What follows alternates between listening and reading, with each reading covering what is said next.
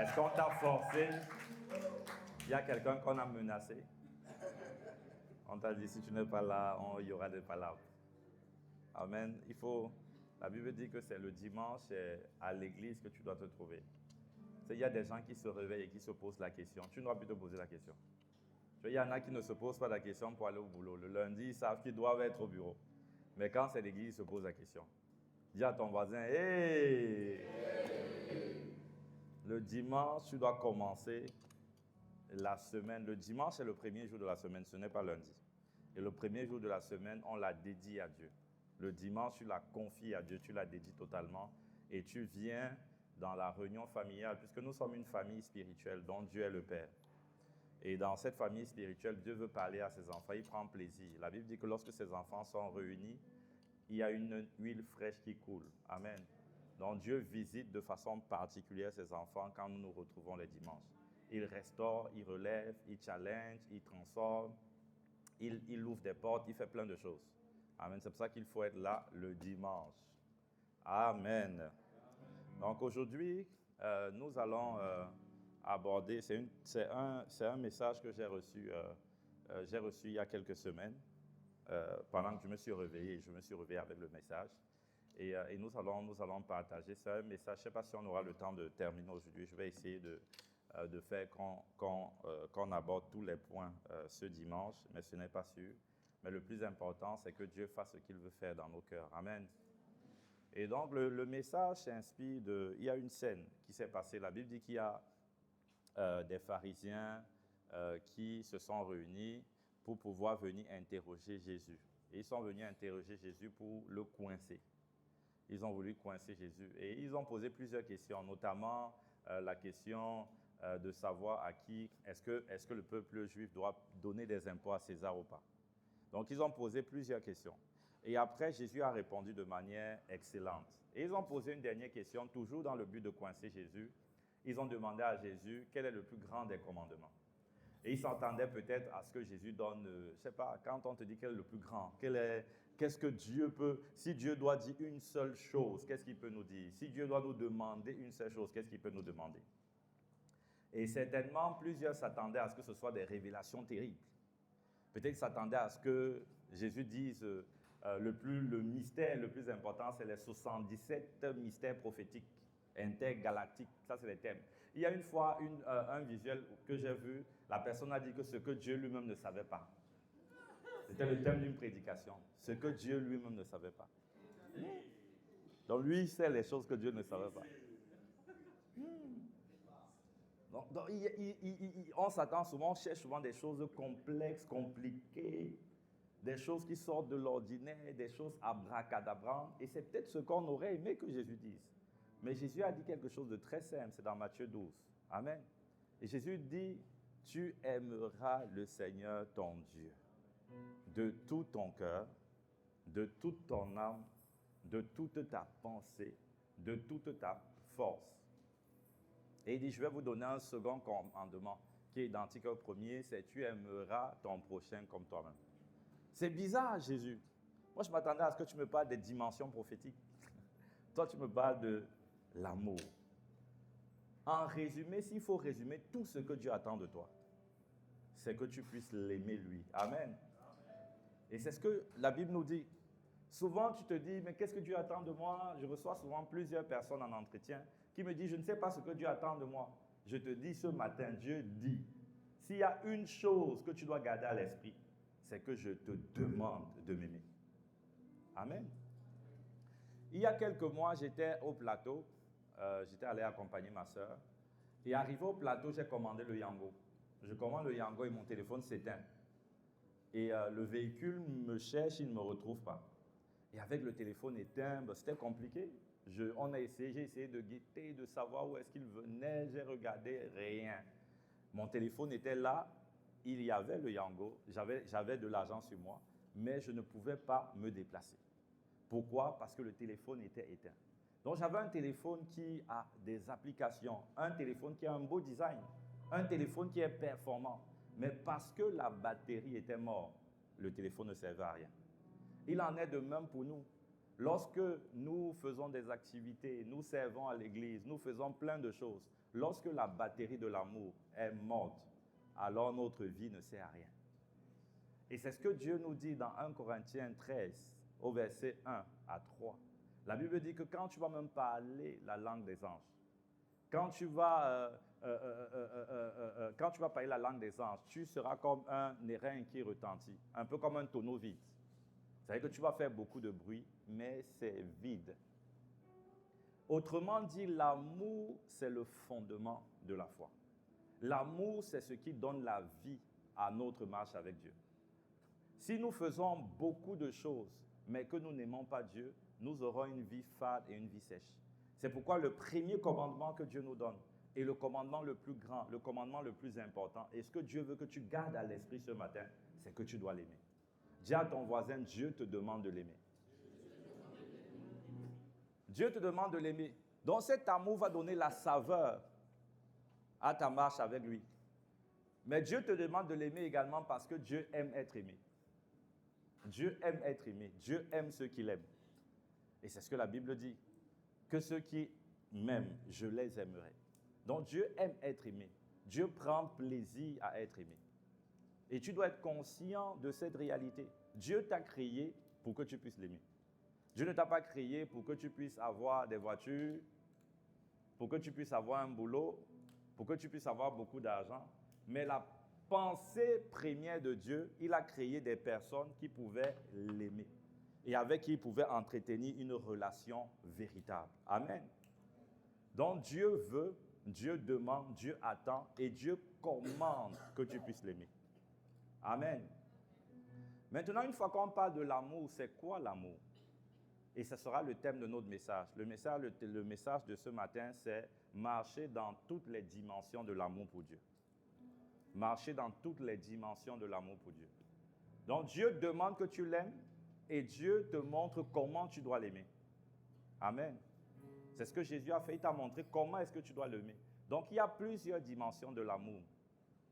Plusieurs dimensions de l'amour pour Dieu. Et aujourd'hui, Dieu veut que nous puissions comprendre comment est-ce qu'il veut être aimé. C'est un peu comme les langages de l'amour. Quand on était fiancés, on a lu ça, les langages de l'amour. Je voulais savoir comment est-ce que je peux aimer ma femme, ma fiancée, à l'époque. Donc chacun de nous a ce qu'on appelle le langage de l'amour, c'est-à-dire comment est-ce qu'on veut être aimé. Pour certains, ils se sentent aimés lorsque tu rends un service. Pour d'autres, c'est lorsque tu donnes de belles paroles. Pour certains, les belles paroles ne servent à rien du tout. Donc, on n'aime pas comme on veut aimer. On aime comme la personne veut être aimée. Donc, s'il y a un marié dans la salle ou une mariée, ou une fiancée ou un fiancé, tu ne dois pas essayer de forcer l'autre à accepter l'amour que tu lui donnes. Tu dois essayer de comprendre comment l'autre veut être aimé et manifester cet amour à la personne. Amen. Dieu dit, je veux être aimé. Et Dieu te montre plusieurs dimensions de l'amour que tu dois manifester pour lui. La première dimension de cet amour, c'est l'amour. Il dit, tu aimeras le Seigneur ton Dieu de tout ton cœur. C'est-à-dire, c'est l'amour du cœur. La première dimension. Le cœur vient du mot grec cardia. Cardia, ce n'est pas l'organe physique, ce n'est pas ton cœur physique. Cardia, ce n'est pas non plus l'émotion. Tu sais, quand on parle généralement du cœur, on a l'impression qu'on est en train de parler des émotions. C'est une déformation de la pensée biblique. Le mot cardia dans la Bible signifie le siège intérieur de l'homme. Ça signifie le centre de la décision. Et c'est le centre de la décision. C'est ça le cœur. Le cœur, c'est à partir du cœur que tu décides. C'est à partir du cœur que tu prends la décision. Donc, quand Dieu dit qu'il veut que tu l'aimes de tout ton cœur, Dieu veut que tu l'aimes par décision. Autrement dit, Dieu dit que le fondement de l'amour que tu dois avoir pour lui, ce n'est pas l'amour de l'âme, qui est l'amour des émotions, mais c'est l'amour de la décision. L'amour de la décision, c'est un amour qui n'a pas besoin de sentir. Il y a des gens qui veulent sentir pour aimer Dieu. L'amour de la décision, c'est un amour qui est le résultat d'un engagement. Je prends la décision d'aimer Dieu et j'ai décidé. Et si tu n'aimes pas Dieu par décision, ta vie chrétienne sera en dents de scie. C'est pourquoi les personnes marchent souvent sur la base de ce qu'elles ressentent et non de la décision qu'elles ont prise d'aimer Dieu. Aujourd'hui, elles prient parce qu'elles ont envie. Demain, elles ne prient pas parce qu'elles n'ont pas envie. Mais Dieu dit que si tu fonctionnes avec lui sur la base de ce que tu ressens, tu n'es pas en train de l'aimer de ton cœur. L'amour du cœur, c'est je fais même si je ne sens pas. L'amour du cœur, c'est je marche avec lui même si je n'ai pas envie. L'amour du cœur, c'est j'obéis même si ça me fait mal et même si je ne veux pas. L'amour du cœur, ce n'est pas forcément prendre plaisir à ce que je fais. L'amour du cœur, c'est faire parce que Dieu a dit que je fasse. Amen. Quand Dieu dit de l'aimer de tout ton cœur, ça veut dire que Dieu veut que par décision, tu décides de le suivre et de marcher dans ses instructions. Amen. Donc, il y a quelqu'un qui ne comprenait pas que le fondement de sa relation, c'est l'amour du cœur. Ce n'est pas l'amour de l'âme. C'est pourquoi il y a des moments où on a envie de prier, des moments où on n'a pas envie de prier. Cette nuit, c'était compliqué pour moi, je me sentais un peu mal dans mon corps. Mais il fallait que je passe du temps. Je n'ai pas prié comme d'habitude, mais au moins se coucher sur mon canapé, j'étais en train de prier. Je ne voulais pas, les amis, je ne voulais pas. Mais c'est la décision. Amen. C'est la décision. Je n'ai pas écouté mes sentiments, mais j'ai écouté la décision que j'ai prise de suivre mon Seigneur, quel que soit ce que ça me coûte. Amen. Le centre intérieur, c'est ce qu'on appelle le cœur. Le centre intérieur veut également dire que tu décides de mettre Dieu sur le trône de ton homme intérieur. Ça veut dire que tu mets Dieu sur le trône de ton cœur. Ça veut dire qu'il n'y a point de partage entre Dieu et quelqu'un d'autre. Aimer Dieu de tout son cœur, c'est par décision ne offrir le trône de ton cœur à personne d'autre si ce n'est à Dieu. Ça veut dire que personne d'autre ne doit avoir plus d'importance que Dieu. Même pas ton téléphone, même pas Facebook, même pas Instagram. Il y a des personnes qui disent, oh pasteur, j'ai un programme très chargé, c'est pourquoi je n'arrive pas à avoir une vie de prière. Quand quelqu'un me dit ça, la première question que je lui demande, c'est combien de temps tu passes sur ton téléphone? Et si la personne veut douter, on ouvre les applications pour voir comment est-ce que tu consommes. Si tu veux me dire que non, pasteur, je n'ai vraiment pas le temps, même le téléphone, je ne touche pas. Je dis, montre-moi le téléphone. Et on va voir combien de temps tu passes sur ton téléphone. Combien de temps tu passes sur les réseaux sociaux. Combien de temps tu passes à parler avec d'autres personnes. Combien de temps? Ça veut dire quoi? Si tu n'arrives pas à prier, c'est parce que tu n'as pas décidé d'aimer Dieu de ton cœur. Quand tu décides d'aimer Dieu de tout ton cœur, tu fais de la place à Dieu. Tu fais de la place à Dieu. Je me rappelle, moi, par exemple, c'est un témoignage que je donne pour montrer que nous aussi, c'est compliqué. Nous aussi, on doit décider d'aimer Dieu. Je lui ai fait un live il y a quelques mois, je crois, c'était il y a un mois, avec Investir au pays de Philippe Simon. Et il va même d'ailleurs venir ici pour un truc sur les finances. Amen. Et on devait faire un live et il m'a demandé de télécharger TikTok. J'ai téléchargé TikTok. Après le live, je suis resté sur TikTok. J'ai commencé à regarder les vidéos TikTok qui rendent toc-toc. 30 minutes, 1 heure, 1h30, 2 heures. Pasteur!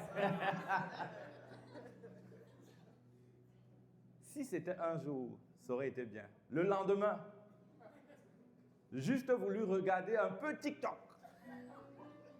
Seigneur, cette fois-ci, je ne serai pas pris au piège. Juste 15 minutes, Seigneur, je dois voir ce qui se passe. Surtout que j'ai une page, mais TikTok. Il faut que je vois comment ça s'est alimenté. 15 minutes, 30 minutes, 45 minutes, 1 heure, 1h30. Pasteur! Et ça a duré, après ce n'était pas tous les jours comme ça, mais je me suis rendu compte que j'étais dans un engrenage pendant 2 semaines, bizarre, compliqué, avec les réseaux sociaux qui étaient en train de prendre la place de Dieu sur le trône de mon cœur. L'usage de TikTok n'est pas mauvais, mais lorsque l'usage de TikTok t'empêche de vaquer à tes obligations spirituelles, ça devient dangereux et c'est la preuve que tu n'as pas décidé d'aimer Dieu de tout ton cœur. Donc, décider d'aimer Dieu de tout mon cœur, ça a été de supprimer les applications. J'ai supprimé TikTok et en même temps, j'ai une fois supprimé Instagram et Facebook parce que j'étais fâché. J'ai dit, je me fâche, vous n'avez rien fait, mais je vous supprime en même temps. Donc maintenant, je peux me connecter sur Instagram, mais à partir du navigateur. Du coup, c'est différent parce que c'est même pas pratique du tout. Hein. Dès que tu as fait 1 minute, tu veux déjà quitter. Et ça, c'est aimer Dieu de son cœur. Parce que je n'avais pas envie de supprimer TikTok. Je suis pasteur, je n'avais pas envie. Je voulais regarder TikTok. Mon âme ne voulait pas. Mais j'ai décidé. Amen. Donc l'amour du cœur, c'est l'amour de la décision. C'est je décide d'établir Dieu sur le trône de mon cœur. Et il sera sur le trône de mon cœur et ce sera sans partage.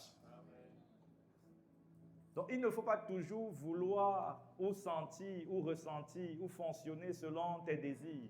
Ce n'est pas l'amour du cœur. L'amour du cœur s'en fiche du désir. L'amour du cœur, c'est l'amour de la volonté. J'ai décidé de suivre Dieu. J'ai décidé d'être fidèle. J'ai décidé de m'engager. J'ai décidé et je vais m'y tenir, quel que soit ce que ça me coûte.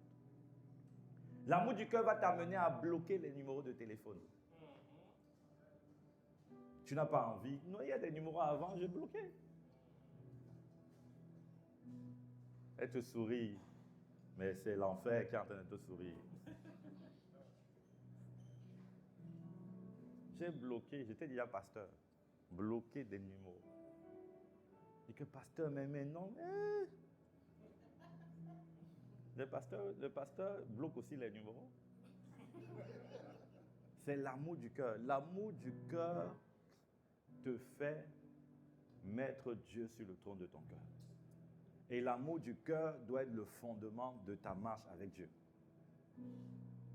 Amen. Donc tu dois grandir dans l'amour du cœur.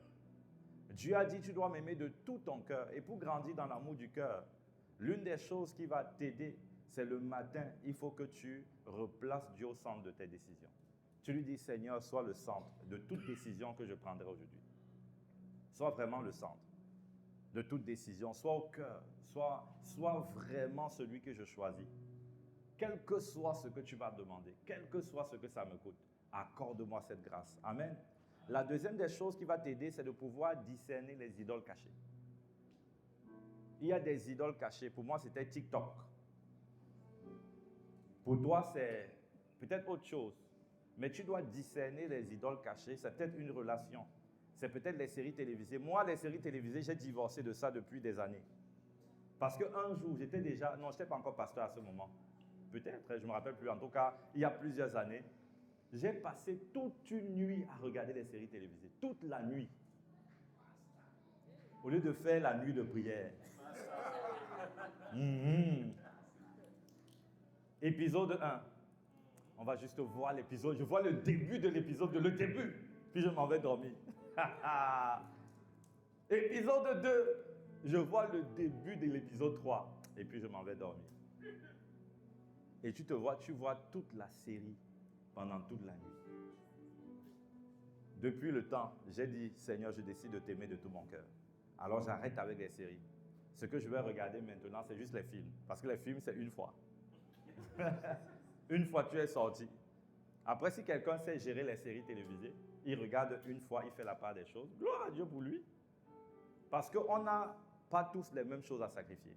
Mais l'amour du cœur, c'est la décision de sacrifier tout ce que Dieu te demande. Et Dieu va te demander des choses sur ta vie. Parce que Dieu va vouloir t'amener et t'attirer dans plus de profondeur avec lui. C'est pourquoi il faut donner ce que Dieu demande. Il ne faut pas négocier, il ne faut pas expliquer, il ne faut pas justifier, il faut donner. Amen. Au lieu de donner, tu sais, quand Dieu m'a demandé TikTok, moi j'ai dit à Dieu, bon Seigneur, on va voir si on gère. Il m'a demandé, je crois, au bout d'une semaine. Mais au bout d'une semaine d'après, je n'ai pas géré. Je dis, non Seigneur, je vais gérer la relation. Toi, tu vois le gars, c'est un faux type. Un faux type. Il est avec toi juste parce qu'il veut coucher avec toi. Je dis, non, pasteur, je vais peut-être le sauver. C'est lui qui va sauver ton âme. Du paradis pour l'envoyer en enfer. Il y a des relations que Dieu va demander. Il y a des relations, la Bible dit que les mauvaises compagnies corrompent des bonnes mœurs. Il y a des amis que tu dois abandonner à cause de l'amour du cœur. Tu ne veux pas parce que ce sont tes amis, mais ce sont ces mêmes amis qui te plongent dans les mêmes addictions. Il y a des personnes que tu dois fuir parce que tu aimes Dieu et que Dieu est le seul établi sur le trône de ton cœur. Amen. Donc ça, c'est l'amour du cœur. La deuxième dimension de l'amour pour Dieu, c'est l'amour de l'âme. L'âme vient du mot grec souché. Souché veut dire le siège des émotions. Veut dire le siège du soupir, du désir. Quand Dieu dit de l'aimer de toute son âme, ça veut dire que Dieu te demande de le désirer lui. Aimer Dieu du cœur, c'est aimer par décision. Aimer Dieu de l'âme, c'est aimer par passion. Amen. L'âme, c'est lorsqu'il y a c'est dans l'âme qu'il y a un feu intérieur qui brûle, qui te porte, qui te pousse. Aimer Dieu de toute son âme, c'est désirer Dieu, c'est soupirer après Dieu, c'est vouloir Dieu. Aimer Dieu de tout son cœur, c'est comme un marié qui dit à son épouse, je décide de t'épouser et je décide d'être fidèle. Ça, c'est l'amour du cœur. L'amour de l'âme, c'est je te désire. J'apprécie ta présence. Je soupire après toi. Ça, c'est l'amour de l'âme. Amen. Il y a le désir. Il y a le soupir. Il y a ce feu intérieur qui brûle au-dedans de toi. Dieu veut que tu l'aimes de tout ton cœur, mais pas que. Parce que si tu n'aimes Dieu que du cœur, tu auras une relation sèche. Mais si tu aimes Dieu que de l'âme, tu auras une relation instable.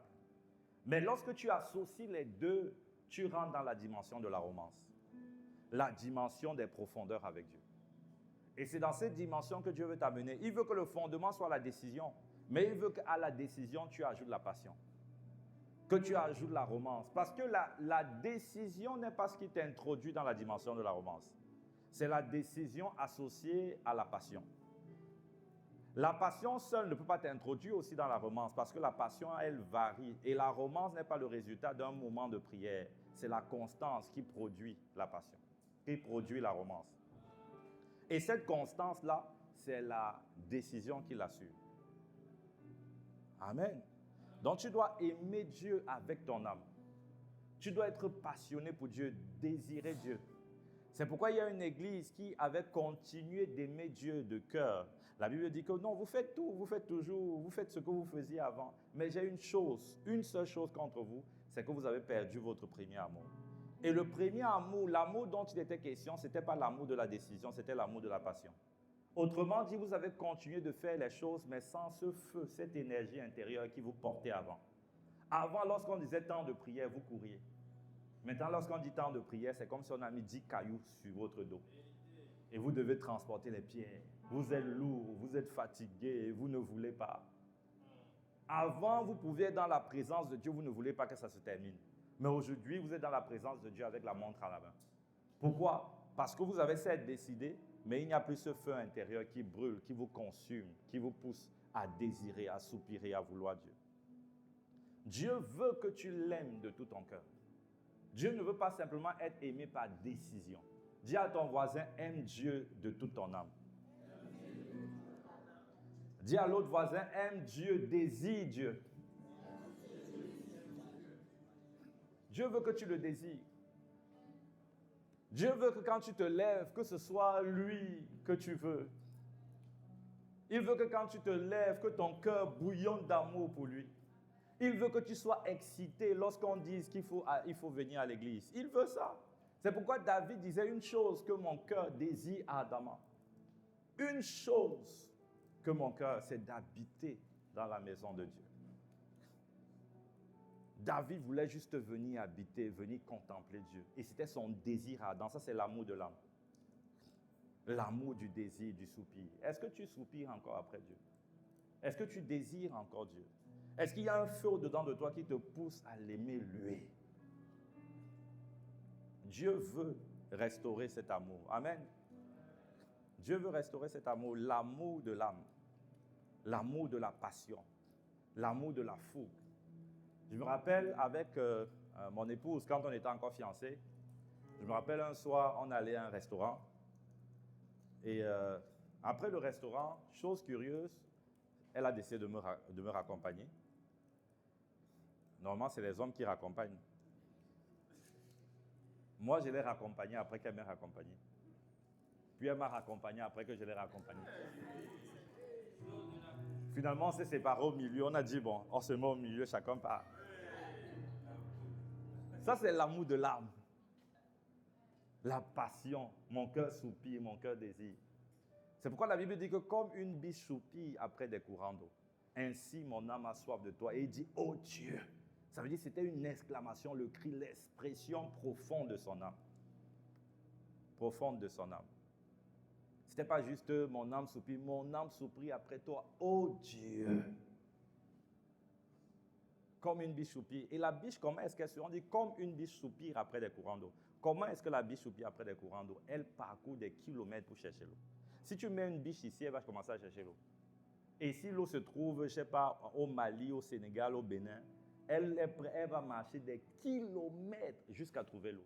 Pourquoi? Parce que son âme a soif.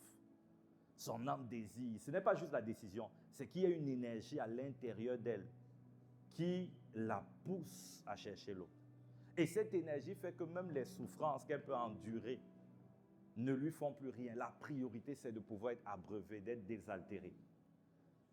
C'est comme ça que la biche soupire. C'est ce que Moïse avait. La Bible dit que Moïse, il a parcouru le mont Sinaï. Le mont Sinaï, c'est comme s'il avait parcouru près de 100 kilomètres. Et il est monté, il avait déjà 80 ans. Quelqu'un de 80 ans qui monte la montagne, pourquoi? Parce qu'il savait que celui qu'il allait rencontrer. Et pendant qu'il montait, peut-être il a été blessé. Il a eu faim, il a eu soif. Mais il désirait une seule chose, c'était rencontrer son bien-aimé. Amen. Il désirait comme une biche soupire après des courants d'eau. Ainsi mon âme soupire. Ça, c'est l'amour de l'âme. Mais est-ce que nos âmes soupirent après Dieu? Est-ce que nous avons encore faim de Dieu? Ou est-ce que nous sommes tombés dans une monotonie? Ou nous sommes tombés dans la religion? Mais Dieu veut réveiller notre amour. Amen. Il veut réveiller notre passion, notre fougue pour lui. Dis à ton voisin que Dieu réveille ta passion pour lui. Comment est-ce que Dieu peut réveiller la passion? La première des choses, c'est de pouvoir se forcer d'avoir des temps de qualité avec lui. Des temps d'intimité avec Dieu. Ça va t'aider à remplir ton cœur. Même si tu n'as pas envie, force-toi. Force-toi. Que l'amour de la décision te pousse à aller dans le lieu de l'intimité. Dans ce lieu de l'intimité, il y a des fleuves qui coulent. L'eau de l'esprit en toi sera agitée. Il y a un feu qui va jaillir de dedans de toi et qui va te pousser à le désirer lui. Amen. La deuxième des choses qui peut t'aider, c'est de pouvoir être vrai dans ta relation, de t'exprimer de manière, comment est-ce que je vais dire ça? De manière, bon, je vais dire sincère, mais en fait d'être vrai et d'être simple dans ta relation avec Dieu. Ça veut dire, voilà, la deuxième des choses, c'est d'exprimer tes émotions à Dieu. Puisque l'âme, c'est le ciel des émotions. Quand je parle d'exprimer tes émotions, ce n'est pas de dire, Seigneur, ça ne va pas, ça ne marche pas. Non, ce n'est pas de ça dont je parle. Tu peux faire ça, mais ce n'est pas ça qui agrémente la relation. Ça peut peut-être t'aider à te décharger, c'est bien. Mais ce n'est pas ça qui change les choses. Mais l'expression des émotions, c'est de dire à Dieu ce que tu ressens pour lui. Si Dieu, c'est ton bonbon sucré, tu dis, oh, mon bonbon sucré. Mon sucre doux, le miel de mon, je sais pas, de mon thé. Le poisson de, je ne sais pas de quoi, de mon attiqué. Donc, il faut exprimer tes émotions à Dieu. Il faut exprimer tes émotions. Moi, j'ai des émotions que j'exprime. Plus tu vas exprimer tes émotions, plus Dieu va remplir ton cœur de passion et de flamme pour lui. Dis à Dieu ce qu'il représente. Moi, j'aime dire mon bien-aimé, c'est comme ça que j'appelle le Seigneur, mon bien-aimé. Donc, quand je me lève, je dis, je cherche mon bien-aimé, où es-tu? C'est ce que j'aime dire à Dieu. Tu es mon bien-aimé. Tu es celui qui réjouit mon cœur. Tu es celui qui donne un sens à ma vie. Alors je te cherche, mon bien-aimé. Je te désire, je te veux. Ça, c'est l'amour de l'âme. Donc, le fait d'exprimer tes émotions va t'aider. Amen. La troisième des choses qui va t'aider à augmenter ton amour de l'âme, c'est le fait de pouvoir créer une atmosphère autour de toi. D'être connecté soit à une prédication, une atmosphère spirituelle. Connecté soit à une prédication, un chant inspiré. Chacun de nous a ce qu'on appelle des déclencheurs. Il y a des choses dans ta vie qui déclenchent les flots de l'esprit. Nous sommes tous différents. Il faut que tu discernes ce qui déclenche les flots de l'esprit. Il y a certaines personnes, c'est des prières en langue. Moi, il y a des prières en langue fortes. Tu vois, c'est ça qui déclenche. Quand j'écoute ça, mon âme, mon esprit est agité au-dedans de moi. Pour d'autres, ça peut être une adoration calme. Pour d'autres, ça peut être même de la louange. Pour d'autres, c'est une prédication. Mais il faut pouvoir discerner quel est le déclencheur du mouvement, tu vois, du flot de l'esprit dans ta vie. Et nous tous, nous avons des choses. Pour quelqu'un, ça peut mettre le calme. Mais dans tous les cas, tu dois discerner et appuyer dessus parce que c'est ce qui alimente le feu qu'il y a dans ton âme. Amen. Qui alimente le feu. Est-ce que tu connais qu'est-ce qui déclenche les flots? Est-ce qu'il y a quelqu'un qui connaît et qui veut nous dire, qui veut prendre le micro pour nous dire qu'est-ce qui alimente le flot de l'esprit? Qu'est-ce qui, quand tu écoutes, ça ne te laisse pas indifférent? Ça active des choses. Il y a quelqu'un qui veut dire, qui veut parler? Vous n'avez pas le courage ou... Ah ok, Emmanuel.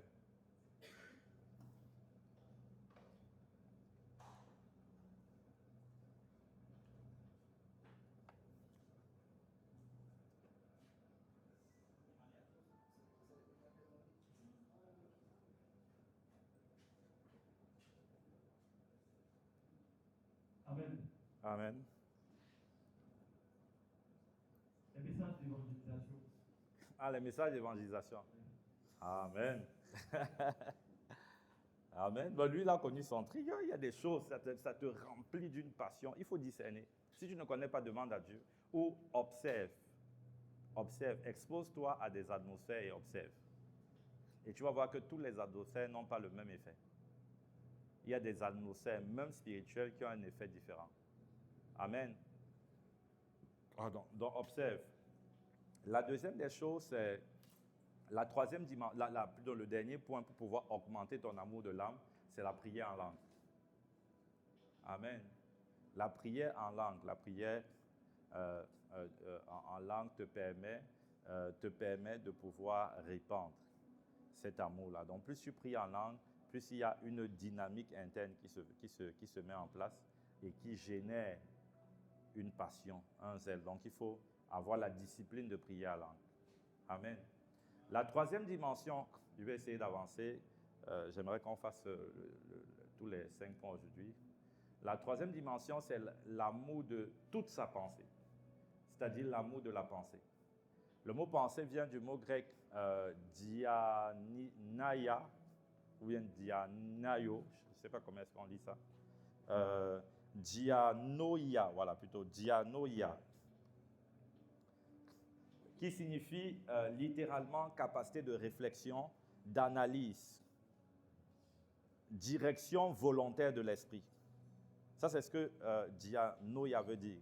Donc, une capacité de réflexion, d'analyse et la direction volontaire de l'esprit. Donc, aimer Dieu de toute sa pensée, c'est tourner consciemment ses pensées vers lui. Amen. Donc, ici, ce n'est pas l'aspect de l'émotion, c'est-à-dire l'amour de l'âme, mais c'est celle de la méditation volontaire. C'est lorsque l'attention est volontairement dirigée vers Dieu. Ça, c'est l'amour de la pensée. Donc, Dieu veut que tu l'aimes par décision, Dieu veut que tu l'aimes par passion, et Dieu veut que tes pensées soient orientées vers lui. Mais Dieu, là, il veut beaucoup de choses de nous, hein. Dieu veut des choses de nous. Il veut que ta pensée soit orientée vers lui. Il veut que quand tu te réveilles le matin, que tu ne penses pas premièrement au garba. Que tu ne penses pas premièrement, je ne sais pas, qu'est-ce que tu aimes manger le matin? Le placali. Ah, le placali le matin, toi aussi. Dieu veut que tes pensées soient orientées vers lui. Il veut que tout au long de la journée, quand tu es dans la voiture, quand tu es dans les transports en commun, quand tu es au bureau, il veut être le centre de ta pensée. C'est l'amour de la pensée. C'est pourquoi la Bible dit dans Colossiens 2, verset 1, « Affectionnez-vous des choses d'en haut. » Affectionnez-vous, que votre pensée soit tournée, radicalement focalisée sur les choses d'en haut. Donc Dieu veut que tu penses à lui, que tu repenses, que tu repenses à lui, tout au long de la journée. Amen. Ah, peut-être j'ai donné le mauvais verset. Colossiens 2, bon, en tout cas, ce n'est pas le plus important. Affectionnez-vous des choses d'en haut et non celles qui sont sur la terre. Donc, c'est ce que Dieu demande, c'est ce que Dieu exige. Amen. L'amour de la pensée. Et l'amour de la pensée, comment est-ce que tu peux travailler? C'est-à-dire, c'est ta capacité à analyser, à méditer. Pour pouvoir méditer, il te faut l'élément de méditation. Et l'élément de méditation, ça peut être un verset biblique. C'est pourquoi le matin, avant de sortir, prends un texte que tu médites. Et tout au long de la journée, ça va alimenter, c'est 3-2 plutôt, ça va alimenter ta méditation.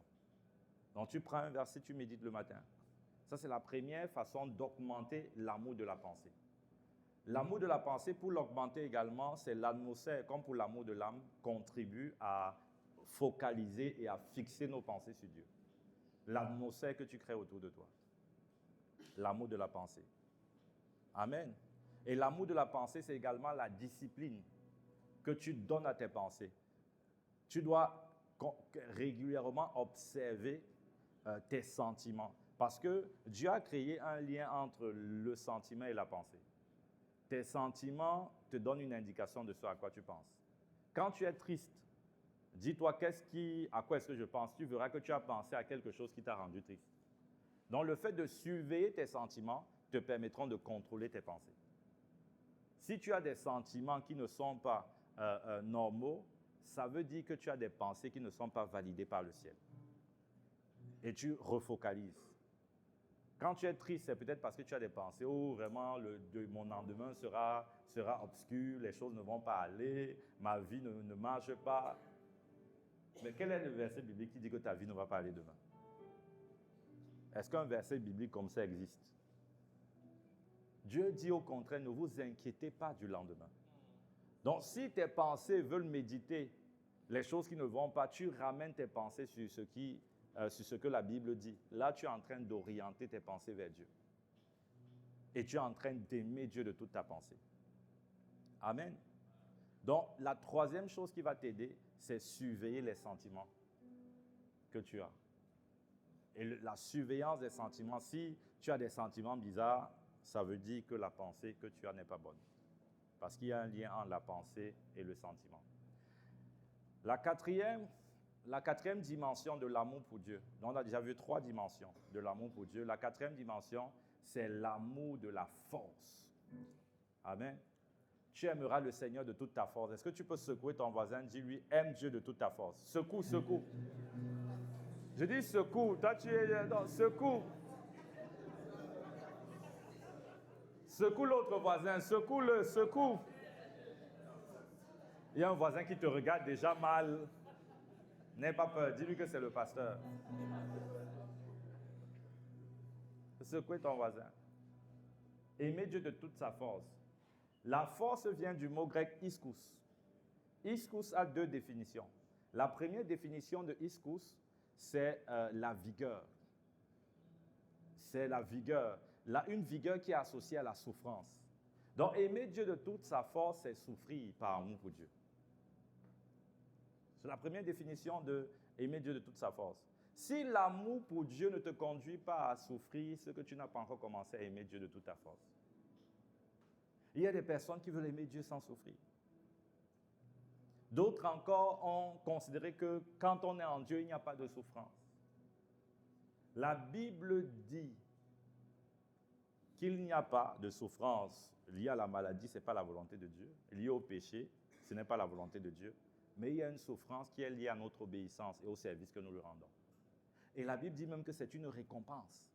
Quand Jésus parle de ça, il dit que vous aurez des bénédictions et avec ça, la persécution ou les souffrances. C'est que pour Jésus, même la souffrance qui provient de l'amour que nous avons pour Dieu, c'est l'amour de la force. Et c'est une récompense, c'est une bénédiction. Donc, si l'amour pour Dieu ne te fait pas souffrir, c'est que tu n'as pas encore commencé à aimer Dieu. Vous savez, il y a des gens qui veulent être équilibrés avec Dieu. Et pour eux, l'équilibre, c'est je ne souffre pas, je reste dans ma zone de confort. L'équilibre, c'est à cause de ma condition, je choisis de ne pas servir Dieu. Pourquoi? Parce qu'elle refuse de souffrir. C'est que tu n'aimes pas Dieu de toute ta force. Un service qui ne te fait pas souffrir est un service qui n'a pas encore commencé. Nous, on souffre. Oui, je suis devant là. J'ai dit, cette nuit, c'était compliqué, même ce matin. Mais on est là, j'ai dit, je ne réfléchis même pas, est-ce que je prêche ou pas? Je vais prêcher. Amen. Même si physiquement c'est dur, cette journée, c'est une journée marathon, mais j'ai dit, je serai là et on va souffrir et le ciel va acclamer à cause de cette souffrance-là. Amen. C'est l'amour de la souffrance. Dès que pour toi, tu as la pensée des maux de tête, tu dis, oh Seigneur, tu vois, les maux de tête sont en train d'arriver, je ne viens pas à l'église. C'est la pensée, hein? C'est même pas que tu as déjà les maux de tête. Les maux de tête sont en train d'arriver. J'ai senti, pasteur, que j'allais avoir les maux de tête. C'est pourquoi je n'étais pas à l'église. C'est pourquoi je n'ai pas pu honorer mon service. Pourquoi? Parce que tu ne veux pas souffrir pour Dieu. Tu es prêt à souffrir pour obtenir 500 000 le mois. Parce que toute activité bien faite va engendrer la souffrance. Si ton travail, même séculier, n'engendre pas la souffrance, c'est que tu es un travailleur bizarre. Donc, tout travail va engendrer la souffrance. Mais il y a des souffrances, auxquelles sont associées une récompense naturelle et il y a des souffrances auxquelles sont associées une récompense éternelle. Amen. L'amour de la force, c'est l'amour qui provient de la souffrance que tu endures par obéissance. Dis à ton voisin, est-ce que tu aimes Dieu de toute ta force? Non, dis à l'autre voisin, je vois des gens qui sont comme ça. Prends ton courage en deux mains. Prends ton courage, parle à ton voisin.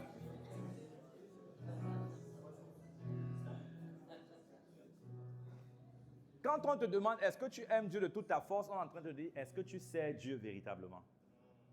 Et est-ce que le service que tu rends à Dieu te fait souffrir? Est-ce que le service que tu rends à Dieu te fait souffrir? Vous savez, quand Paul dit, Paul parlait de son apostolat. Et il dit que les preuves de mon apostolat, ce ne sont pas les morts qui ont ressuscité. Les preuves de mon apostolat, ce ne sont pas les miracles. Les preuves de mon apostolat, ce sont les souffrances que j'ai endurées pour Christ. Les preuves de ton service pour Dieu, c'est à quel point tu souffres à cause de ce service-là. Toi, tu vas être équilibré. Et pour toi, l'équilibre, c'est souffrir pour autre chose que pour Dieu. C'est pourquoi les personnes qui n'ont pas appris à aimer Dieu de toute leur force, dès qu'il y a une petite souffrance dans le service, ce sont ces mêmes personnes qui disent, pasteur, vraiment, je dois prendre une pause. J'ai souvent deux questions que je pose à ces personnes. La première des choses, c'est combien de temps te prend ton service par semaine? Parce que dans la réalité, le service ne prend pas beaucoup de temps. Combien de temps te prend ton service si tu enlèves le dimanche? Dès qu'on enlève le dimanche, beaucoup ne consacrent pas beaucoup de temps pour servir. Combien de temps? C'est la première question. Combien de temps te prend ton service? Et la deuxième question que je pose généralement, c'est est-ce que tu as donc décidé aussi d'arrêter ton travail séculier? Si tu as décidé d'arrêter là, je vais comprendre que non, là, c'est vraiment grave. Mais si la première des choses que tu sacrifies, c'est un travail que Dieu te donne qui va avoir des répercussions dans l'éternité, c'est que tu n'as pas compris le privilège que tu as de pouvoir travailler pour Dieu. Tu n'as pas compris. Le travail séculier est bien pour pouvoir assurer les commodités sur la terre, notre vie ici-bas. Mais le travail spirituel est la raison de notre existence ici-bas. C'est la raison. Imagine-toi, je t'envoie à Yamoussoukro. Je t'envoie remettre un courrier à quelqu'un. Sauf que tu pars aujourd'hui et le rendez-vous, c'est demain 10h. Et là-bas, je te prends un bel hôtel, hôtel 4 étoiles. Et tu arrives, l'hôtel est tellement bien qu'à 10 heures, tu es toujours en train de profiter du lit. Et puis le rendez-vous passe, et l'heure où on doit venir te récupérer arrive. Et la voiture de la mort vient te chercher à 12 heures.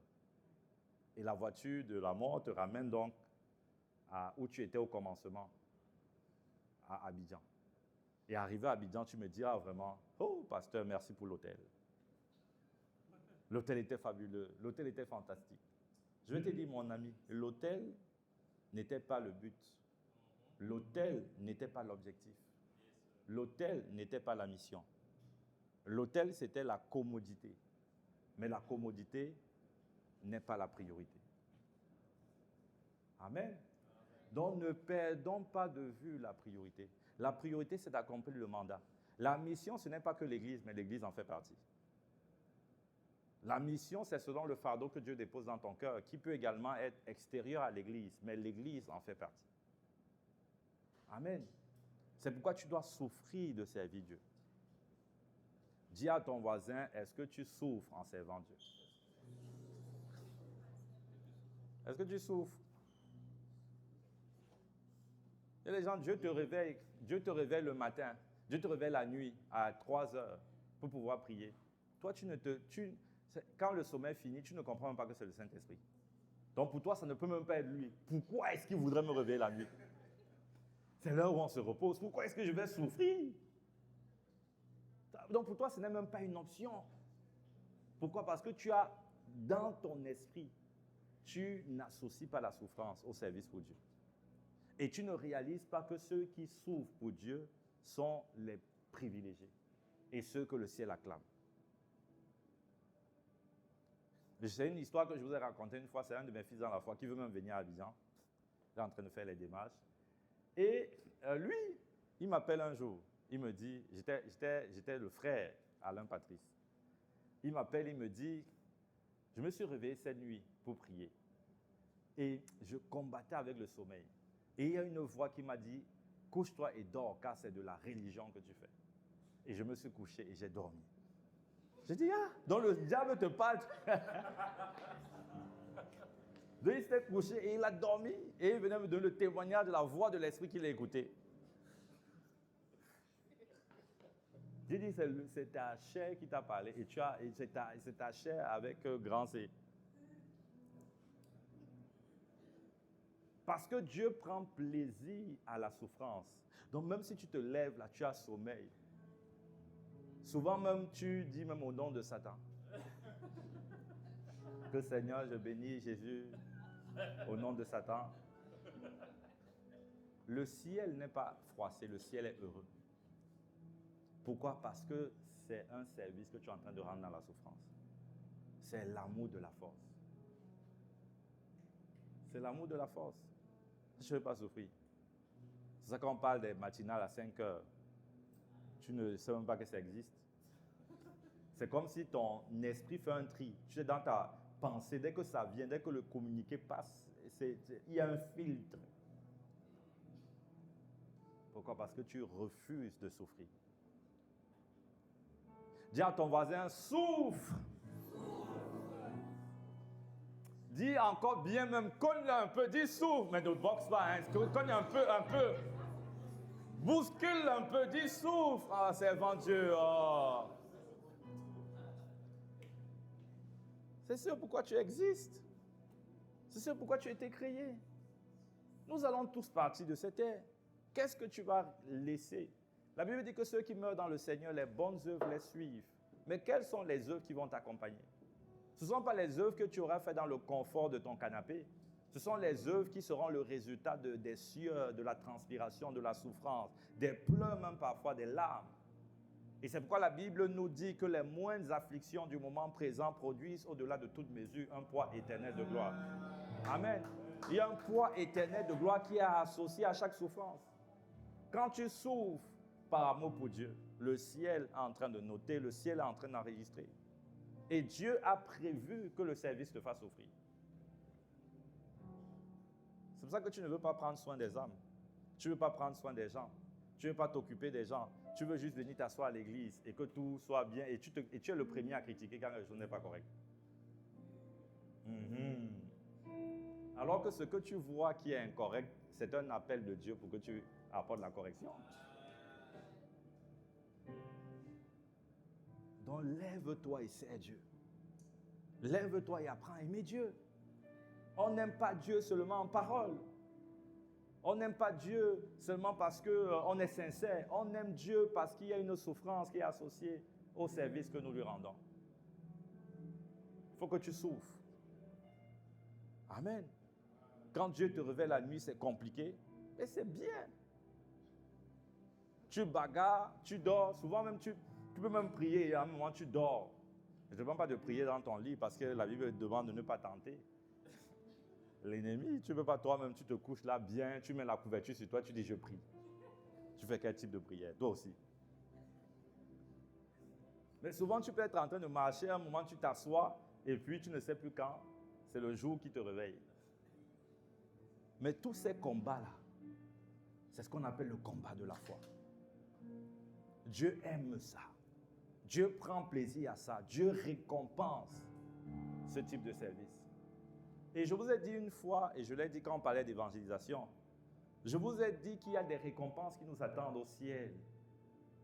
Et dans les récompenses, il y a même notre positionnement au ciel, de notre maison au ciel dépend de ce que nous aurons accompli sur la terre.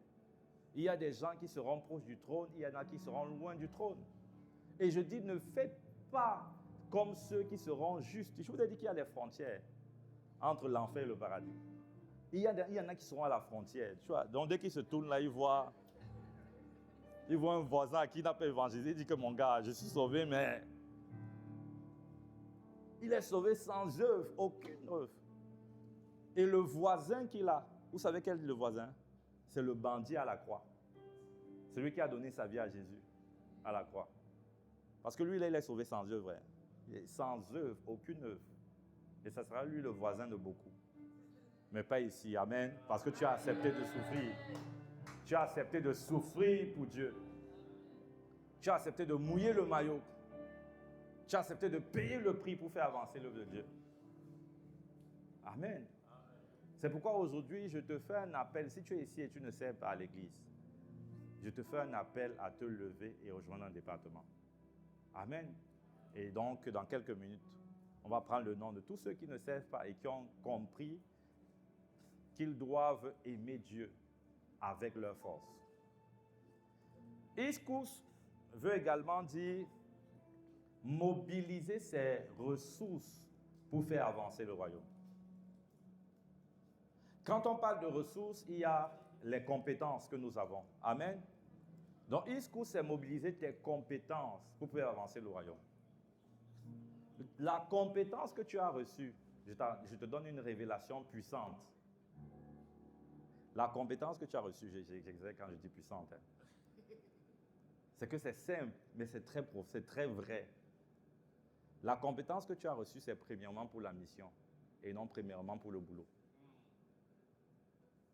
Tout ce que tu sais faire, Dieu veut que tu l'emploies à faire avancer son royaume. À faire avancer son royaume selon le fardeau qu'il te donne et selon l'église dans laquelle il t'a planté. Donc ta compétence est utile pour gagner de l'argent, faire un travail, c'est bien, mais ne te trompe pas de priorité. Parce que si tu gagnes tout l'or de ce monde avec ta compétence, la Bible dit qu'à quoi sert-il à un homme de gagner le monde entier? À quoi ça sert? Ce n'est pas un péché, mais ce n'est pas la priorité. La priorité, c'est de mettre tes talents, tes connaissances au service du Seigneur. Vous savez, le diable a fait croire que la compétence que tu as, ce n'est pas pour l'église. Et c'est pourquoi même quand tu sers souvent à l'église, tu ne sers pas Dieu avec excellence. Tu te dis que l'excellence, c'est pour le travail. C'est au travail que tu vois qu'il faut augmenter ta valeur, il faut te former, il faut apprendre, il faut savoir comment est-ce qu'on gère des choses. Mais à l'église, tu dis que le Saint-Esprit va te conduire. Que non, c'est le Saint-Esprit, le Saint-Esprit. Il va me conduire, me diriger.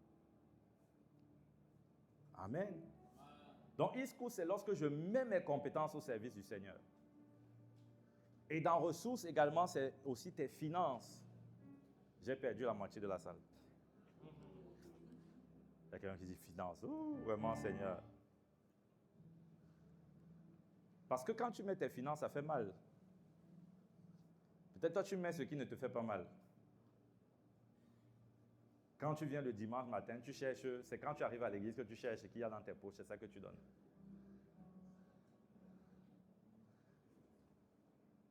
Et c'est dommage si c'est ton cas parce que tu n'aimes pas Dieu de toute ta force. Aimer Dieu de toute ta force, c'est être quelqu'un qui donne, qui s'aime, qui donne son meilleur à Dieu à travers ses finances. Amen. Tu donnes ton meilleur à travers tes finances. Le dernier point de l'amour, la 5e dimension de l'amour, c'est tu aimeras ton prochain comme toi-même. C'est l'amour du prochain. On a dit la première dimension, c'est l'amour du cœur. 2e dimension, l'amour de l'âme. 3e dimension, l'amour de la pensée. 4e dimension, l'amour de la force. Et 5e dimension, l'amour du prochain. La Bible dit que lorsque tu aimes ton prochain, tu es en train d'aimer Dieu. Tu aimeras ton prochain comme toi-même. Ça veut dire que si tu n'aimes pas ton prochain, tu n'aimes pas Dieu. Et c'est ce que la Bible dit, que comment pouvez-vous aimer un Dieu que vous ne voyez pas si vous n'aimez pas votre prochain que vous voyez? Ça veut dire que s'il y a au moins une personne que tu n'aimes pas Dieu. On dit, si quelqu'un dit « j'aime Dieu » et qu'il haït son frère, c'est un menteur. Dis à ton voisin, ne sois pas un menteur. Donc, si tu dis que tu aimes Dieu et si tu es ton frère, et on ne demande pas de choisir, parce que quelqu'un va dire, non Seigneur, je choisis le frère que je vais aimer. Là, on dit que s'il y a quelqu'un sur la terre que tu n'aimes pas, alors tu n'aimes pas Dieu et tu es un menteur. On n'a pas dit que c'est le frère qui ne t'a pas fait du mal. On n'a pas dit c'est le frère qui mérite d'être aimé. On a dit ton frère, ton prochain, c'est-à-dire tout être humain. Quel que soit ce qu'il t'a fait, quelles que soient les injustices que tu as subies, Dieu dit que aimer lui, là, cette personne qui t'a fait du tort, qui t'a fait du mal, c'est aimer Dieu. Et c'est pourquoi la Bible dit que si tu aimes seulement ceux qui t'aiment, quelle récompense en attendre? Ça veut dire que pour Dieu, il ne considère même pas l'amour que tu as pour tes amis. Oh Seigneur, tu vois, il y a des personnes qui me disent souvent que mon cœur, j'ai un cœur rempli d'amour. Pourquoi? Parce qu'elles ont appris à aimer ceux qui les aiment. Je dis souvent à ces personnes, non, ce n'est pas l'amour. L'amour commence quand quelqu'un te piétine et que tu décides de l'aimer. C'est ça le véritable amour. Amen. L'amour commence comme dans un département, même à l'église. Il y a quelqu'un qui a un comportement bizarre, mais tu choisis de l'aimer. L'amour commence lorsque quelqu'un n'est pas aimable, mais tu choisis de l'aimer. L'amour, ce n'est pas lorsque tout est parfait. C'est trop facile. L'amour, c'est lorsqu'on a des raisons de ne pas aimer, mais qu'on choisit d'aimer. Dieu dit, m'aimer, c'est aimer ton prochain. Et il dit, comment est-ce que tu dois aimer ton prochain? Il dit, comme toi-même. Comme toi-même. Ce que tu veux pour toi, fais-le pour ton prochain. Ce que tu ne veux pas qu'on te fasse, ne le fais pas pour ton prochain. La miséricorde que tu veux qu'on t'accorde, accorde-le à ton prochain. Amen. Aime ton prochain comme toi-même. Aime ton prochain. Ton prochain n'est pas aimable. Il y a des gens qui sont bizarres. Mais tu dois décider. Moi, j'ai décidé en mon cœur d'aimer tout le monde. J'ai décidé d'aimer et je me force à aimer. Parce qu'il y a des gens où tu te dis, ah, c'est quand même compliqué celui-là. Tu vois, tu aimes des gens qui te piétinent, qui te cassent, qui te calomnient, qui se disent des choses derrière le dos, mais tu continues d'aimer, de faire du bien, de prendre soin. Parce que tu as résolu dans ton cœur d'aimer ton prochain comme toi-même. Et je vous l'ai dit une fois que la Bible dit que celui qui a péché jette la première pierre. Ça veut dire quoi? Ça veut dire que si un jour tu as péché, tu as perdu le droit de jeter la pierre. Tu as perdu le droit de condamner. Tu as perdu le droit de juger. Est-ce qu'il y a quelqu'un parmi nous qui n'a jamais péché? Peut-être on va avoir une révélation ce matin. Si tu n'as jamais péché, ben, lève la main. Comme ça, on va peut-être même t'adorer. Donc, on a déjà tous péché. Ça veut dire qu'aucun de nous n'a le droit de condamner quelqu'un. Quel que soit ce que l'autre fait, tu as perdu le droit. Tu as perdu le droit. Et quand Jésus disait ça, la dame, elle a été prise en flagrant délit d'adultère. Et en face, il y avait des gens qui n'avaient pas commis d'adultère. Donc, ce n'est pas en rapport au péché. Tu dis non, je condamne en fonction de la gravité du péché. Dieu dit, si tu as déjà péché, même si le péché semble petit à tes yeux, et quelle que soit la gravité du péché en face de toi, tu as perdu le droit de condamner. La seule chose que tu dois manifester, c'est de l'amour, c'est de la compassion, c'est de la prière. Amen. Donc tu as perdu le droit de condamner. Peut-être quand tu arrives le matin à l'église, tu te fâches que l'accueil ne te sourit pas bien. Tu as perdu le droit de les condamner. Que vraiment, mais c'est un appel à les aimer comme toi-même, c'est-à-dire à venir servir et à sourire comme tu veux qu'on te sourie. Amen. Le sourire que tu veux recevoir, donne-le aux autres. Donc, il y a quelqu'un qui doit rejoindre l'accueil. Il y a quelqu'un d'autre qui dit que non, vraiment, les enfants doivent être mieux accueillis. Va mieux accueillir les enfants. Va bien t'occuper des enfants. Aime ton prochain comme toi-même. Aime ton prochain comme toi-même. Quelqu'un dit, je me suis rendu compte que la salle n'est pas suffisamment propre. Mais rejoins l'entretien. Aime ton prochain comme toi-même. Ce que tu veux voir, sois l'acteur du changement que tu veux voir. Aime ton prochain comme toi-même. Il y a quelqu'un qui doit rejoindre des départements aujourd'hui. Il y a quelqu'un qui doit décider d'aimer Dieu de toute sa force. Amen. Je vais demander à ceux qui ne servent pas encore dans un département et qui ont décidé d'aimer Dieu de toute leur force en offrant un service, de se lever et d'avancer. On va prier pour vous. Levez-vous, avancez. Il y en a, n'ayez pas honte. Tu ne sers pas encore et tu veux servir, tu peux te lever et avancer. N'ayez pas honte, levez-vous et avancez. Nous allons prier. Amen. Est-ce qu'on peut acclamer pour les encourager? Levez-vous, avancez, avancez, avancez. Continuez d'acclamer pendant qu'il y a d'autres qui doivent se joindre. On attend encore d'autres personnes, D'autres personnes qui doivent se joindre, venez, levez-vous et avancez. Vous ne servez pas encore et vous voulez vous engager pour servir. Donc, levez-vous et avancez. Amen. On continue encore d'acclamer. Je vous donne encore 1 minute à ceux qui sont là et qui disent, je veux que ma vie compte. Je veux servir. Je veux moi aussi contribuer.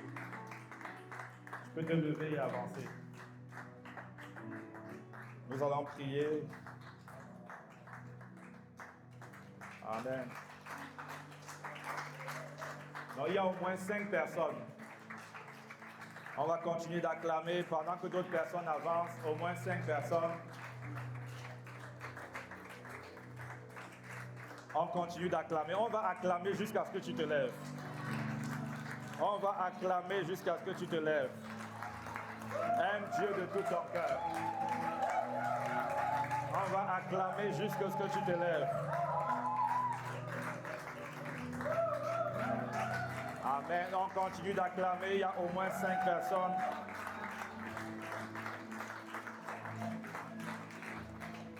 Les malados, chébélébélébélébé.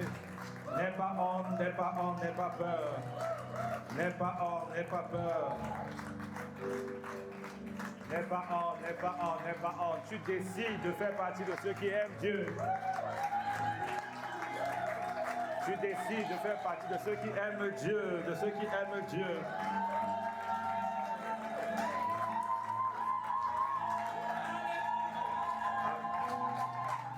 Vous voyez une femme enceinte. Ah, est-ce que tu peux venir? Une femme enceinte. Ça veut dire que toi, tu n'as pas d'excuses pour ne pas servir Dieu.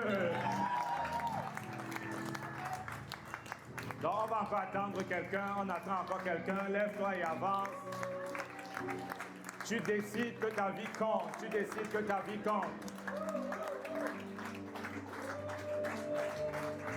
Tu décides que ta vie compte.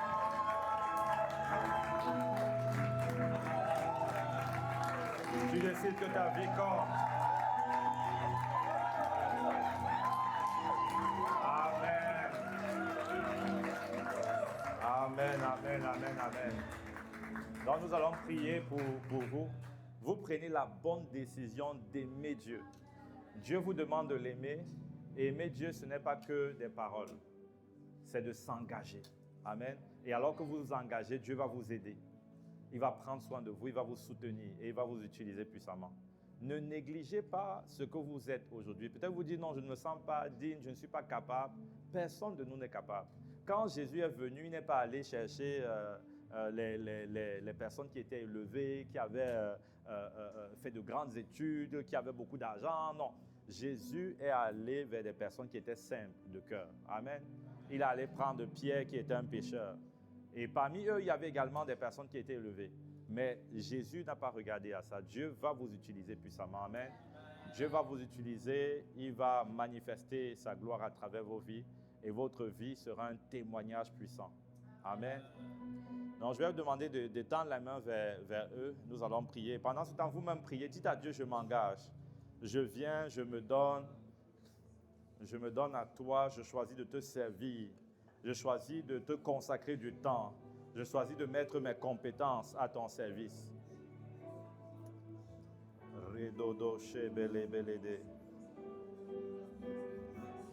Seigneur, nous prions pour nos bien-aimés qui ont choisi de servir. Nous prions afin que tu puisses les permettre de rejoindre l'armée que tu es en train de susciter ici à ICC Riviera 2. Merci de les aider. Merci de les fortifier. Merci de permettre qu'ils puissent rejoindre le département que tu avais prévu pour eux. Et merci de les utiliser puissamment pour ta gloire. Équipe-les, fortifie-les et utilise-les puissamment pour ta gloire. Nous te disons merci pour tout ce que tu as fait. C'est au nom de Jésus que nous avons prié et que nous disons Amen, Amen, Amen, Amen. Donc, je vais vous demander peut-être derrière de prendre juste les noms, de donner vos noms, et puis vous serez contactés. Ok, donc d'aller là-bas, et vous allez me rencontrer. Je vais rencontrer chacun de vous. Le corps pastoral va vous rencontrer individuellement durant toute cette semaine. Donc, vous pouvez juste donner vos noms, vos numéros de téléphone, et nous allons vous rencontrer pour faciliter votre intégration au service. Amen. Et donc, quand on parle de l'amour de la force, on a parlé de l'amour, le fait d'employer ses ressources. Et je profite pour nous rappeler que nous avons une magnifique opportunité d'employer nos ressources pour l'auditorium. Je vous invite à... Est-ce qu'il y en a qui font souvent, qui sont déjà allés derrière? Est-ce qu'il y en a qui ne sont jamais allés derrière? Vous pouvez lever la main juste pour voir. OK. Bon, n'hésitez pas, vous pouvez aller derrière. Derrière, il y a l'auditorium que nous sommes en train de construire. Et ça commence à prendre forme. Amen. Là, la mezzanine va commencer cette semaine. Et les choses avancent. En tout cas, ça avance plutôt bien. Mais dites-vous bien que ce n'est pas un ange qui est descendu et qui est en train de construire. L'ange est descendu, mais il a influencé les cœurs. Il a rendu compétents des gens. Mais ce sont des gens qui le font et ils le font également sur la base des finances qui sont apportées. Ton voisin a pris à cœur d'être un acteur de cette construction. C'est pourquoi nous sommes rendus jusqu'à ce niveau. Mais toi également, tu dois te lever. Tu ne dois pas te dire que ça ne te concerne pas. Ça te concerne parce que c'est notre famille que nous sommes en train de bâtir. Et cet auditorium, nous voulons qu'elle soit prête pour le début de cette année. Et on sera dans un cadre confortable qui pourra accueillir des centaines de personnes.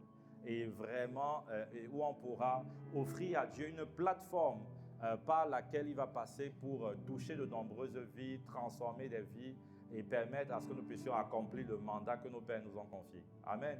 Donc, sois un acteur.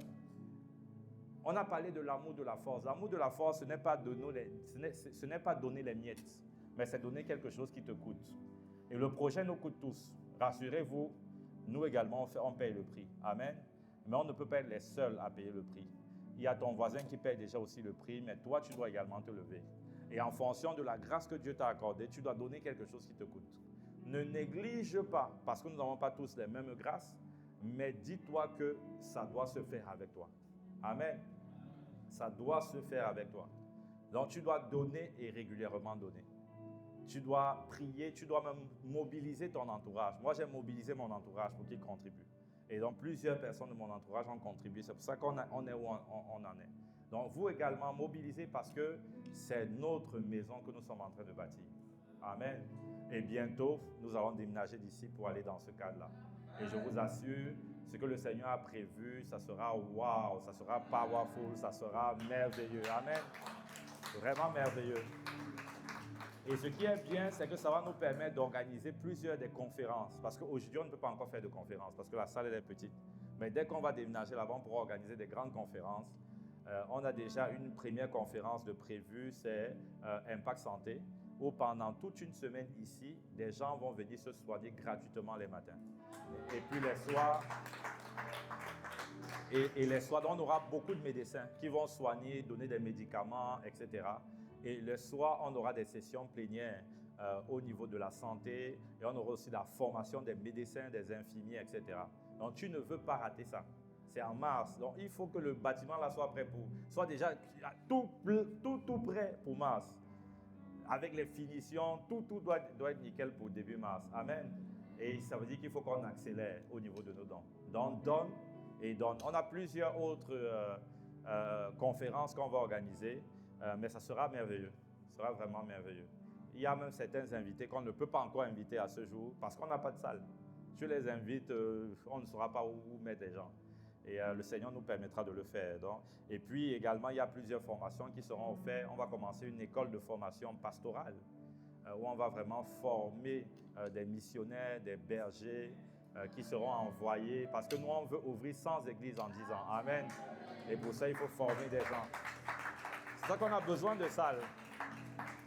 On a besoin de cet auditorium. Donc, il y a beaucoup de choses qu'on veut faire. Dans l'auditorium, ce n'est pas un luxe. Ce n'est pas une ambition. C'est vraiment stratégique. C'est stratégique parce qu'on veut gagner le pays. On veut accomplir le mandat. On veut bouleverser le pays. On veut apporter notre contribution à ce qui se fait déjà de manière brillante par plusieurs églises. Mais nous, on veut racheter le temps. On est très en retard. On a plus de 10 ans de retard qu'on doit rattraper. Et le Seigneur nous fera rattraper ça. Et ce n'est que le commencement, parce que ce que moi je vois, c'est un stade de 40 000 places comme étant notre église principale. Amen. Où on aura 40 000 places. Ça va venir, je ne sais pas dans combien de temps, mais je vous l'annonce déjà. Ça, on l'aura en Côte d'Ivoire, une église de 40 000 places. Mais on aura commencé par cette salle. Après, on a poursuivi par l'autre salle. Et puis peut-être après, il y aura une étape intermédiaire, je ne sais pas, avant d'avoir cette étape où Dieu nous enverra. Mais si tu as été, est-ce que nous devons être les pionniers? Les pionniers, c'est ceux qui souffrent là maintenant. Ceux qui payent un prix. Ils payent le prix dans la prière, ils se mobilisent, ils donnent ce qu'ils peuvent donner. Amen. Le Seigneur nous bénira. La deuxième annonce que je veux faire, c'est le lancement du ministère des jeunes d'Impact. Amen. Est-ce que nous pouvons acclamer le lancement des jeunes d'Impact? Ton acclamation est bizarre.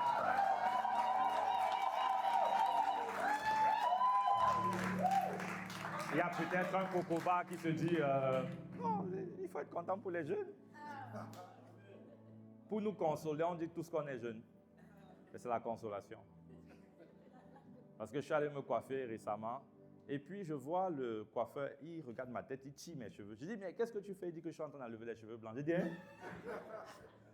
J'ai dit que j'ai traversé la ligne. J'ai déjà traversé, là c'est bon. Mais bon, on est jeune dans le mindset, on est jeune. On se dit ça. Donc il y a le ministère des jeunes qui sera lancé. Il y a un bureau qui a été constitué. Et donc les jeunes vont commencer à avoir leur programme, à avoir leur temps. Et le but, c'est que d'ici quelques mois, ça devienne une église des jeunes avec des cultes également le dimanche. Pour ça, il faut la salle. Il faut vraiment plusieurs salles pour pouvoir justement gérer tout ça. Amen. Donc, si vous êtes jeune, à la fin de ce culte, Si vous êtes nouveau, à la fin de ces 15 minutes après la fin, retrouvons-nous ici, juste pour un briefing rapide, avant que vous ne puissiez rentrer. Donc, si vous êtes jeune, si vous avez moins de 30 ans, si vous avez 30 ans dans quelques jours, pardon, ne venez pas. Je rigole. Donc, si vous avez moins de 30 ans, vous pouvez venir et on va faire une petite séance de briefing rapide pour pouvoir justement donner les grandes lignes et vous permettre de pouvoir travailler et de lancer la dynamique. Amen. Donc, il y a une jeunesse nombreuse à gagner. Il y a une jeunesse en Côte d'Ivoire. Il y a, je crois, c'est les trois quarts du pays sont jeunes. Hein. La Côte d'Ivoire, c'est vraiment beaucoup de jeunes. Et nous, on veut aller les chercher. C'est pour ça qu'il faut des programmes adaptés aux jeunes. On ne veut pas des programmes de vieux. C'est pour ça que j'ai dit aux jeunes, ne nous imitez pas. Faites vos trucs. Mais en restant dans les bornes que les pères ont fixées.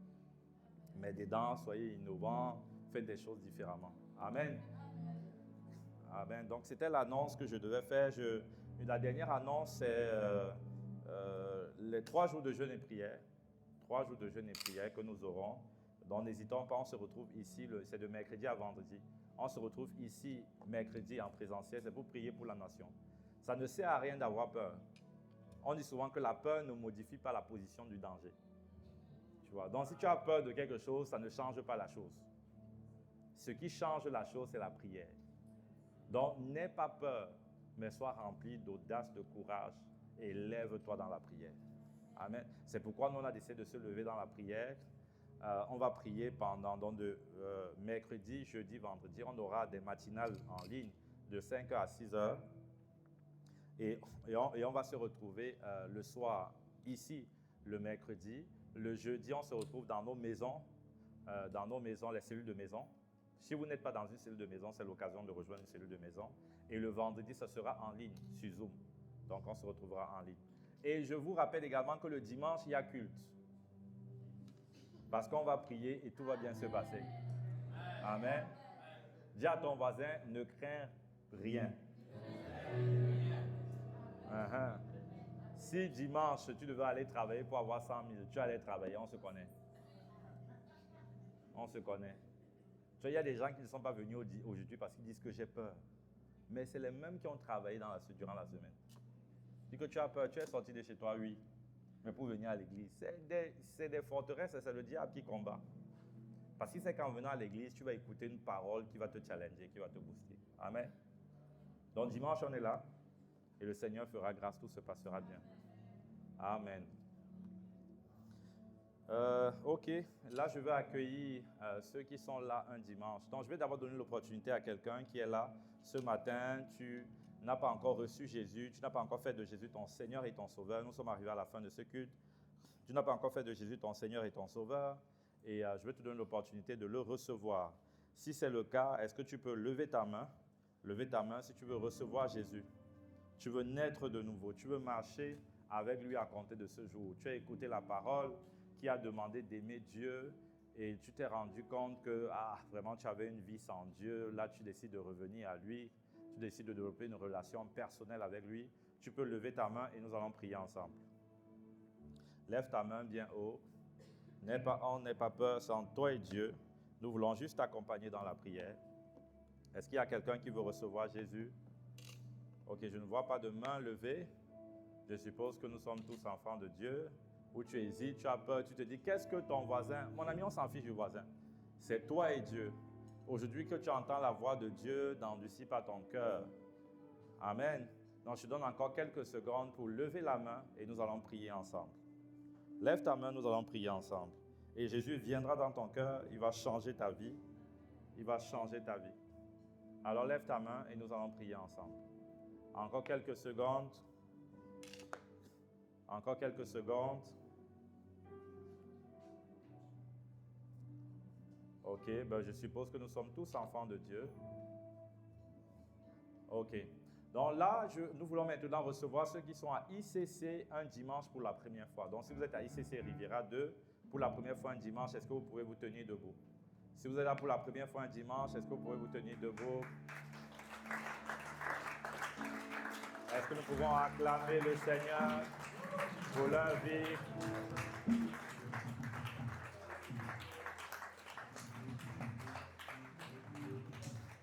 Amen. Nous voulons vous dire que nous vous aimons de l'amour du Seigneur. Nous vous aimons de l'amour du Seigneur. Si vous avez déjà une église locale, nous vous prions de saluer votre corps pastoral. Mais si vous n'avez pas d'église locale, nous serons heureux si vous faites de ICC, Abidjan, Riviera de votre famille spirituelle. En tout cas, nous vous aimons, Dieu vous aime et nous avons de grandes choses à accomplir ensemble.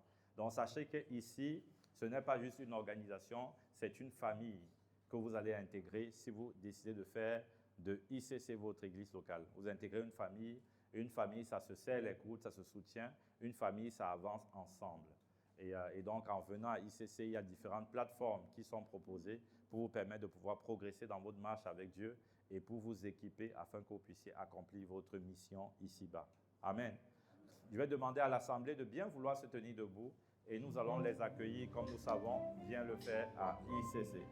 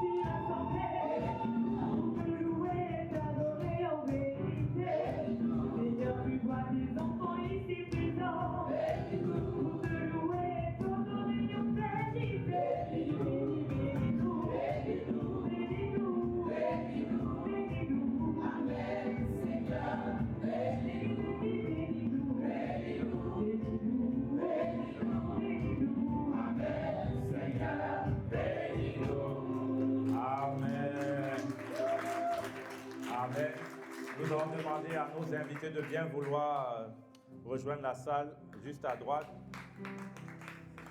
À ma droite, la salle annexe. Est-ce que nous pouvons acclamer pendant que nos invités... Ah, c'est plutôt par la porte. Ils vont aller en haut.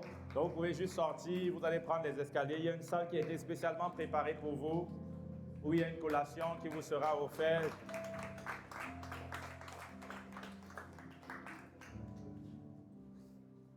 Amen.